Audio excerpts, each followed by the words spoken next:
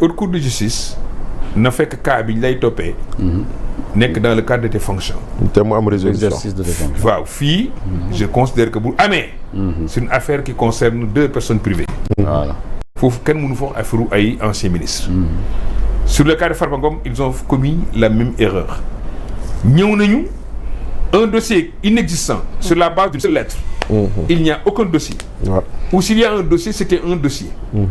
ñu lever ci immunité parlementaire Farba Ngom sans que ses droits à la défense ñu respecté ko parce que il aurait fallu que ñi koy défendre am un dossier clair sur la base duquel ñu défendre ko ci loolu pour que Assemblée nationale sukkandiku ci dossier boobu pour lever immunité parlementaire wala bañ koo lever nañ immunité parlementaire sur la base de ce dossier dem nañ instruction le juge d'instruction a trouvé qu'il y a 2 dossiers concernant Farba Ngom. Si c'est le cas. On doit lever encore. Lever unité parlementaire bi ñu defoon. Est devenu caduque. Parce que loi dafa wax ne. Chaque dossier. Pour chaque dossier. Une levée de l'immunité parlementaire. dañu war a lever immunité parlementaire. Exactement. Pour chaque dossier. Pour chaque dossier. Ah bon? Oui. bu ñu la doon topp avocat fukki yi yoon bu ñu xarañee. bu fekkoon bokk naa ci avocat yi. damay soulever cette exception pour montrer que. Les 2 dossiers qui concernent Farba Ngom sont entachés d'irrégularité. Parce qu'on a levé son immunité sur un dossier. Un dossier. ñu topp ko ci ñaari dossier. Merci. bañ ko fi defee bu ko def Omar Sarr. Si vous vous rappelez. dañ ko lever immunité parlementaire am bu ko topp ci déclaration bu mu defoon beneen bu bokkul ak immunité parlementaire bi. li ma leen lire article bi ma ci defoon ak jurisprudence bi ma ci def man lépp lu ma def dama koy sukkandiku ci ay décisions Cour européenne des droits de l'homme pour nit ñi xam ne Sénégal n'est pas ex nihilo maanaam Sénégal réew la moo xam dafa nekk ci àddina bi. Or lii nga xam ne moom la Human Rights Watch di wax Amadou Ba lii muy wax c'est parce que c'est des conventions internationales. Ça veut dire qu'aujourd'hui il n'y a pas de frontière entre les pays en termes de droit. Surtout en ce qui concerne les droits humains.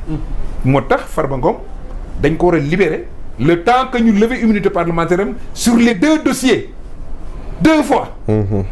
Pour pouvoir le juger. Si on le fait pas, c'est irrégulier. Ça, c'est mon avis personnel. D'accord. Et c'est un avis basé sur le droit. Mais c'est anachronique aussi de lever 2 fois l'immunité. L'immunité est déjà levée. Mais non. L'immunité n'est levée que pour un dossier. Chaque affaire qui concerne un député, il faut lever son immunité. Effectivement. Et puis beneen bu ñu defoon ci ñoom su Macky Sall dañoo dajale ñoom Oumar Sarr ñoom Abdoulaye Baldé ñoom ñëpp def ko benn résolution alors que ku nekk dafa waroon am résolution boppam. Non. On peut lever en même temps l'immunité parlementaire de plusieurs députés sur un dossier. Un seul dossier. Ce qu'on ne peut pas, c'est lever l'immunité parlementaire d'un député sur plusieurs dossiers. Okay. Parce qu'à chaque fois que vous dites la résolution, on dira que pour telle affaire, concernant le député Massamba, le député Mademba, le député Moussa, dañu demander qu'on lève leur immunité pour que ñu clarifie. Mais quand on levait l'immunité parlementaire de Farba Ngom, c'était sur quel dossier? Justement, c'est ça le problème. Il y en avait de pas. toutes les façons, c'est juste sur un dossier. Alors que Farba est inculpé 2 fois. Il est inculpé 2 fois. Voilà, le problème il est là. Bii pour non pour benn bi pour complicité waaye si benn bi complicité beneen bi xaw ma pour lan. ma xaw ma de deniers publics xaw ma de blanchiment d'argent. Il est inculpé 2 fois. 2 fois. Voilà. Zeyna, merci beaucoup. On va essayer d'avancer. Ouais, merci beaucoup Ya Moussa. Monsieur le ministre, beneen question bi moom mooy actuellement ñu ngi wax ni le tandem Diomaye Sonko ñu ngi door def at ci li nga xam ne moom moo di bi ñu toogee ci bopp réew mi lan mooy sa analyse ak ban bilan nga leen di jox par rapport ak 1 an de pouvoir yu nekk ci biir réew mi. bilan bi ma leen di jox mooy bilan bi Amadou Ba def. Amadou Ba man le député. Le député. nee na bilan mënuñ ko def ci at. kon damay jàpp ne bilan amul bu bilan amul nag mënoo fay def dara fu bilan amul maanaam foo xam ne gisoo fa lu tax nga wax fa bilan. parce que comme jàpp ne waruñu faa def bilan waroon na gis sax au moins lu baax lu ñu def mu ne lii ci bilan bi la bokk mais il dit que on ne fait pas un bilan en 1 an foofu damay wéeru ci moom. ci Amadou Ba ngay sukkandiku. moo ko par rapport ak sa vision yow ci li nga xam ne gis nga ñoom. Il y a El Malick, président de l'Assemblée nationale, qui a fait un bilan quand même. Non, il n'a pas fait un bilan. Il a fait un long texte sur lequel il parle de choses yoo xam ne. am na amul. boo ko ubbi woon léegi. ma gis la li ci dul dëgg yëpp waaw bëri na de. ci nekk xam ne du dëgg. benn boobu. sur le texte du président de l'Assemblée nationale. benn bu ma la mën a wax. nee na njëgu courant wàññeeku na. loolu rek déjà doy na. waaw pour nga xam ne benn bu ñu la mën a wax si lu mu bind.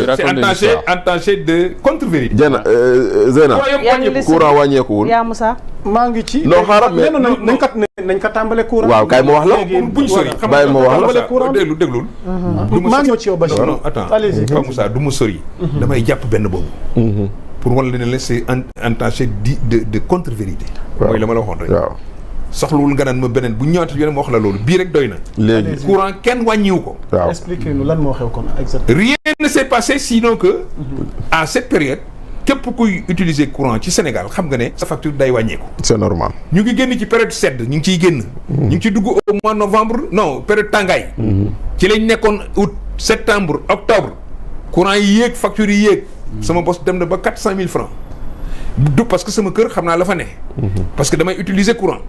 comme ñëpp bu sedd bi duggee période bi ñu dugg novembre décembre facture bu ñëwee mois de janvier wala bu ñëwee mois début février. moitié bi ngay day gis wàññi parce que courant bi dootoo taal climatiseur. sa frigidaire nam doon tàkkee dootul tàkkee noonu. guddi bul fàtt nit ñi dañuy teel a tëdd. parce que day commencé teel a lëndëm. or pendant l'été nit ñi dañuy toog seen kër yi ba ay 2 heures du matin. Bien tout sûr. ça c'est des trucs de consommation. mais oui. effectivement. moo tax facture yi wàññi sama facture dem na ba 180 000 francs. mais boo delloo ci fi nga xam ne ñuy fixer courant bi mooy la commission de régulation. musuñu jël benn décision te def nañ communiqué. waaw bu wane ne. wàññi courant bi li mu daan jar wàññeeku na. le kilowatt. amul. Ouais. loolu mooy courant bi. waaw. wàññiwuñ ko. loolu rek doy na pour wane ne. man du ma sukkandiku ci loolu mais damay sukkandiku comme ni wax rek ni waa ji wax nee na bilan 1 an kenn du ko def. xam nga lu tax sukkandiku pour ne courant wàññeeku. non damay sukkandiku ci Amadou Ba lu mu wax ne. waaw kenn du def bilan 1 an xam nga tax ma wax ko. waaw. parce que y a rien à dire. tout ce qu'il aurait pu dire mooy on a arrêté telle personne jàpp nañ fi ay activistes jàpp nañu ay ñu nekkoon ak dans l'ancien régime wax nañ fi ils ont fait baisser la notation du Sénégal sur les 2 grandes compagnies du monde yi nga xam ne ñooy noté pays yi fexe nañ ba Fonds monétaire téye 1150 milliards yoo xam ne da ko doon jox Sénégal joxu leen ko. Le Sénégal est présenté comme un pays de faussaires. bu ngeen waxee nag lu ñu def lu dul.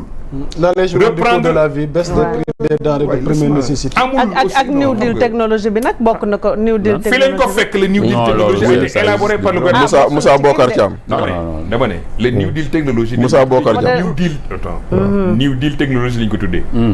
Macky Sall a déjà sur ce programme Macky Sall avait déjà engagé. justement cette li tax ñu teg data center. waaw jusqu'à la création de loolu ce centre. Ouais. li tax ñu créé au niveau de Diamniadio. Voilà. cet environnement là loolu ko indi. li nga xam ne def nañ ko mooy le Bao Bolong bi ñu bëgg a defar irriguer ko ba mu éroser suñu suuf yi fële daal Koungheul. autoroute de l'eau. autoroute de l'eau moom xam nga da nga koy dégg. depuis quand nga doon dégg chaque fois ñu naan dañuy jëlee lac de Guiers di ko indi fii.